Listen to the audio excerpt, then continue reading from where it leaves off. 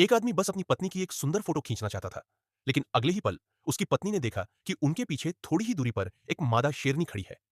पत्नी डर के मारे बोल तक नहीं पा रही थी, इसलिए उसने बस हाथ से इशारा करके समझाने की कोशिश की।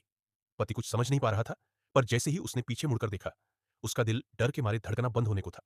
पत्नी जोर से चिल्लाई और भागने की कोशिश करने लगी, लेकिन पति ने तुरंत उसे जोर से पकड़ लिया।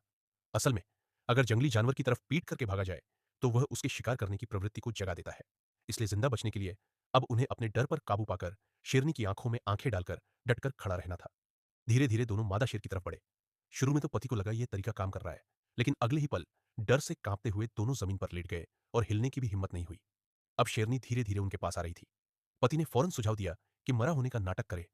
अचानक शेरनी को एक तेज बदबू आई। शायद किसी ने डर के मारे पेशाब कर दिया था। शुक्र है, शेरनी बस सूंघ कर रुक गई और फिर उन दोनों इंसानों को ध्यान से देखने लगी।